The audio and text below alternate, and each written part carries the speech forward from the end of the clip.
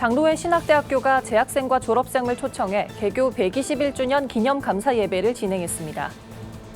한국교회 연합이 가정의 달을 맞아 미혼모자 가정을 돕기 위한 지원에 나섰습니다. 동남아시아는 가장 많은 한국 선교사 파송 지역임에도 불구하고 선교가 더 어려워질 것으로 전망됐습니다. 어떤 선교적 보완이 필요한지 1세대 선교학자인 전호진 박사를 만나 들어봤습니다.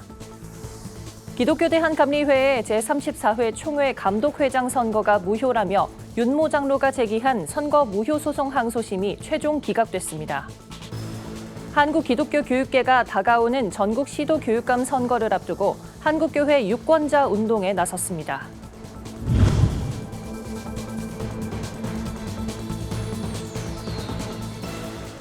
여러분 안녕하십니까? 구티비 뉴스입니다. 1901년 설립된 대한예수교장로회 통합총회 신학의 산실인 장로회 신학대학교가 121주년 기념 감사 예배를 드렸습니다. 졸업생과 재학생이 한자리에 모인 이날 감사 예배에선 121년을 이어온 은혜에 감사하며 서로를 위로하고 축복하는 시간을 가졌습니다. 정성광 기자가 보도합니다. 장로회 신학대학교가 지난 10일 다가오는 5월 15일 개교 121주년을 맞아 기념 감사 예배를 진행했습니다. 이날 감사 예배는 장신대 김운용 총장이 직접 사회를 맡았으며 대한예수교장로회 통합 이순창 부총회장이 희망이 필요합니다라는 제목으로 말씀을 전했습니다. 이 부총회장은 장신대의 전통과 역사를 강조하며 재학생과 졸업생들이 거룩한 사명을 이뤄가길 바란다고 희망했습니다. 121년 전에 우리 학교가 설립되어서 오늘에 이르면서 이 안에는 경건이 있습니다. 이 안에는 학문이 있습니다. 더욱이 다른 세상 학문에 없는 예수 그리스도의 십자가가 있는 줄로 믿습니다. 우리 장신대를 졸업한 우리 모두를 통하여 하나님의 나라가 이루어지고 확장될 줄로 믿습니다. 장신대는 매년 졸업한 지 25년을 맞은 졸업생을 대상으로 모교 방문의 날 행사를 열고 있습니다. 올해는 개교 기념 121주년을 맞아 90기 동문들을 초청해 재학생과 졸업생이 한자리에 모여 개교 기념을 축하하는 자리를 만들었습니다. 김운용 총장은 장신대가 121년의 역사를 이어올 수 있었던 이유는 세상을 향해서 복음을 전하기 위해 치열하게 노력했던 졸업생들의 헌신이 있었기 때문이라고 전했습니다.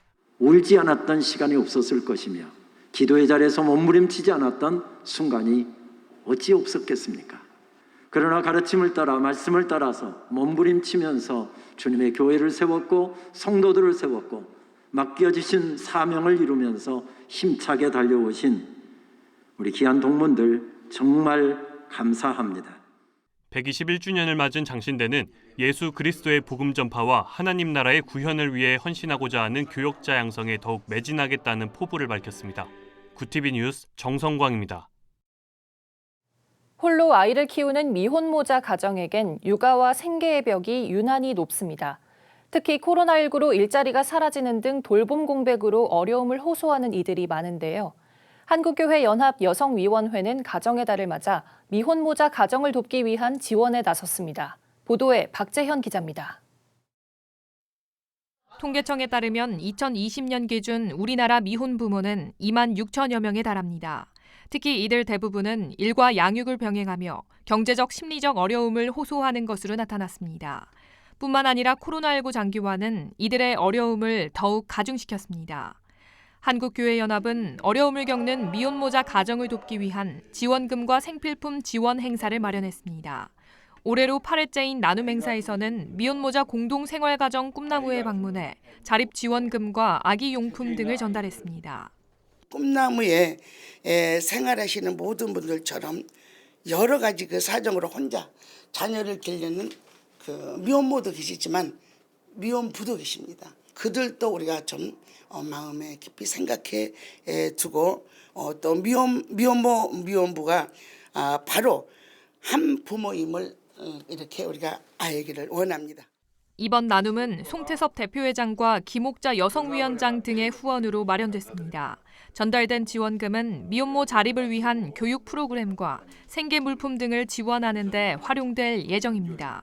이날 한교연 송태섭 대표회장은 생명의 가치는 그 무엇과도 바꿀 수 없을 정도로 귀하고 크다며 크리스천들이 생명을 살리는 일에 앞장설 것을 당부했습니다. 미혼모자 공동생활가정 꿈나무 책은 매년 한교연의 관심과 사랑으로 많은 미혼모자 가정이 힘을 얻고 있다며 감사 인사를 전했습니다.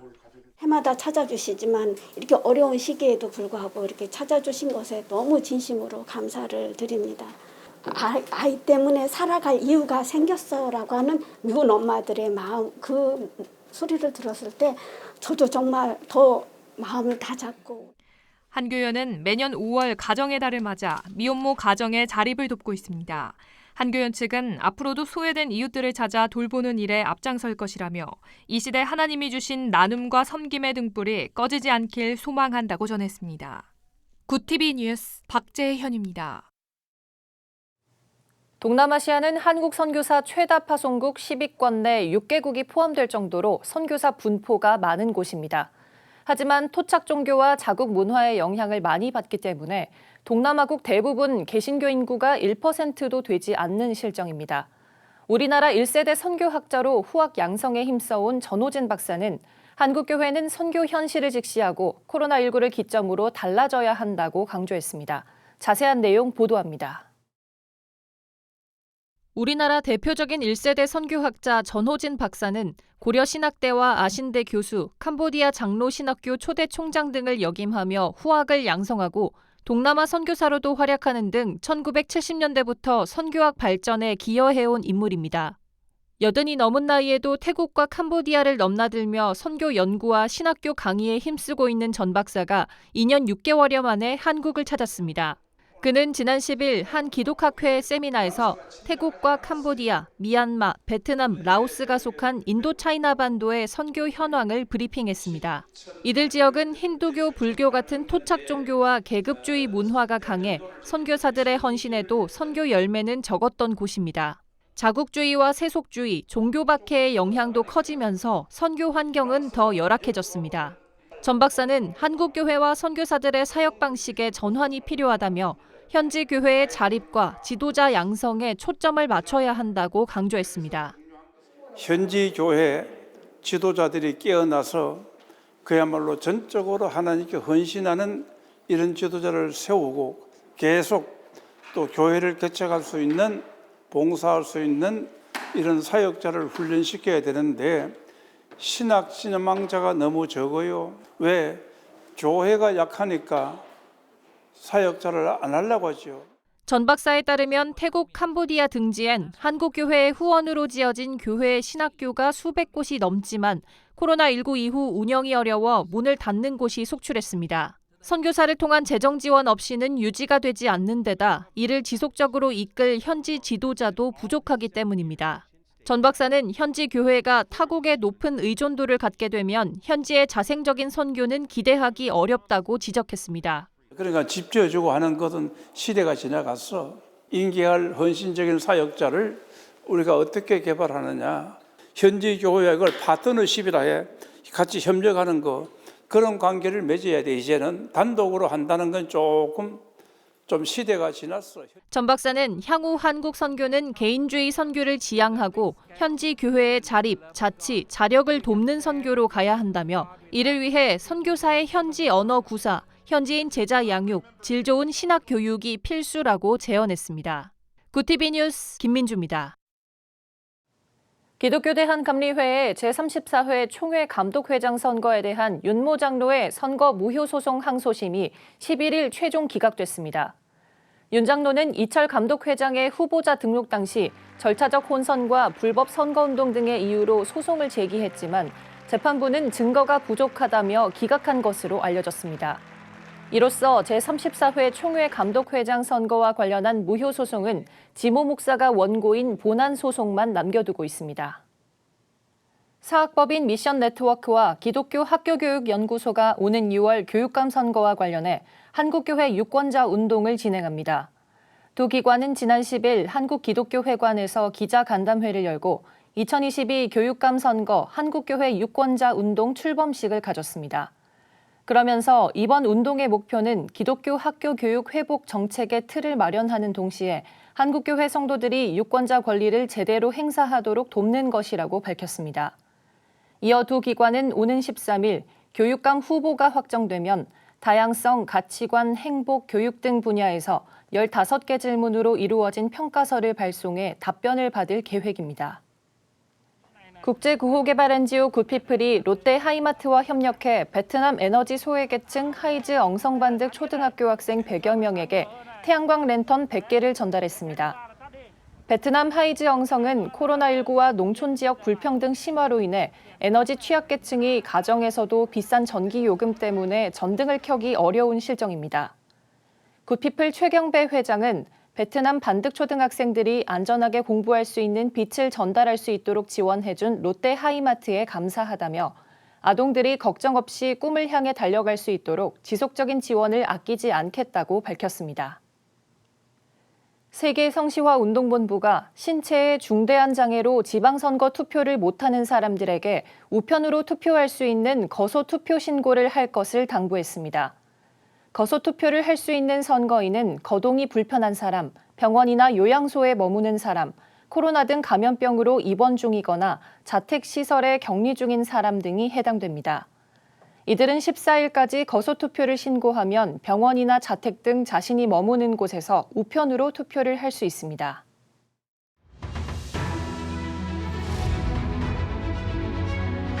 오늘의 이슈 포커스입니다.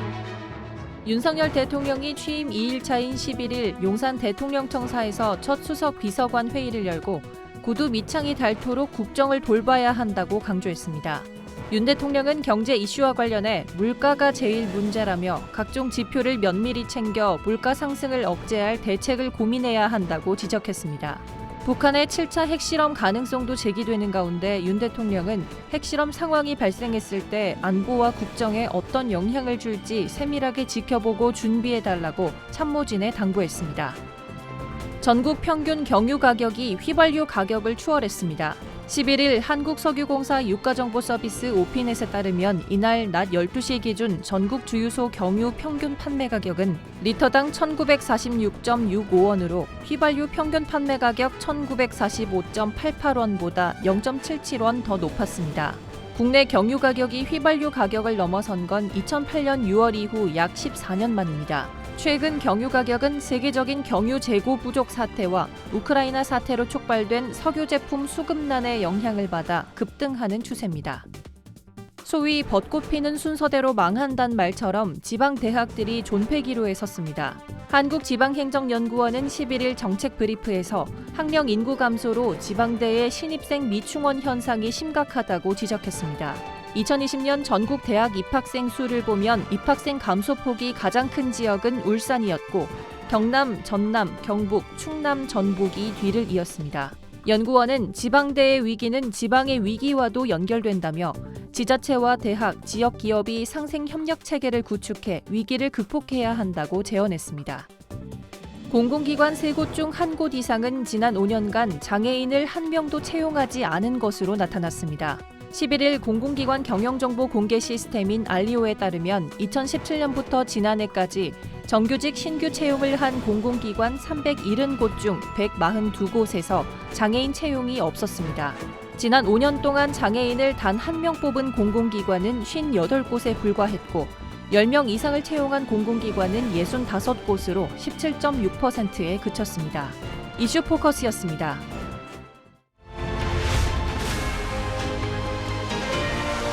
조지비 월드와이드입니다. 세계보건기구 WHO가 강력한 봉쇄 격리를 기반으로 한 중국의 제로 코로나 정책이 지속 가능하지 않다고 공개적으로 지적했습니다. 테드로스 아드하놈 거브러여수스 WHO 사무총장은 중국 전문가들과 이 문제를 논의했고 중국의 접근 방식이 지속 가능하지 않을 것이라는 의사를 표시했다며 전략의 전환이 필요한 때라고 강조했습니다. 기시다 후미오 일본 총리가 올라프 숄츠 독일 총리에게 베를린에 설치된 일본군 위안부 피해자의 상징인 평화의 소녀상이 일본의 입장과는 전혀 다르다며 철거를 요청한 것으로 알려졌습니다. 일본 산케이 신문은 일본 총리가 소녀상 철거를 직접 요청한 것은 이례적이라며 일본 정부 관계자가 총리의 이번 전달은 강한 메시지가 될 것이라고 말했다고 전했습니다. 영국이 중국이나 러시아 등 적성국을 도와 국가 안보를 해치는 범죄의 처벌 수위를 최대 종신형까지 높이려 하는 것으로 알려졌습니다. 프리티 파텔 영국 내무장관은 일간 텔레그래프의 기고를 통해 영국 정부가 이를 위해 스파이 단속법을 강화하고 스파이 행위가 처벌 수위에 이르지 않더라도 행위자의 거주와 이동, 직업 등을 제한할 계획이라고 밝혔습니다. 미국 의회가 50여 년 만에 처음으로 미확인 비행물체 UFO에 대한 공개 청문회를 개최합니다. 뉴욕타임스는 미국 연방하원 정보위원회 산하 대테러 방첩소위원회가 오는 17일 국방부 고위관리 2명을 출석시켜 미확인 비행 현상에 대한 질의를 진행할 예정이라고 전했습니다. 민주당 소속 애덤 쉬프 하원 정보위원장은 각종 추측을 깨뜨리는 것이 이번 청문회의 목표라고 설명했습니다. 구TV 뉴스 조희현입니다.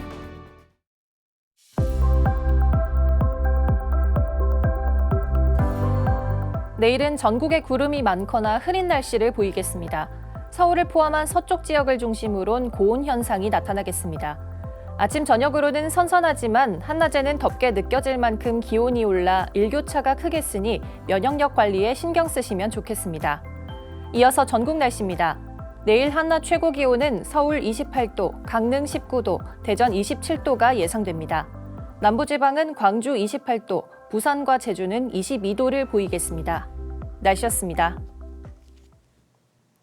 5월은 무슨 날이란 이름으로 각종 행사가 많습니다.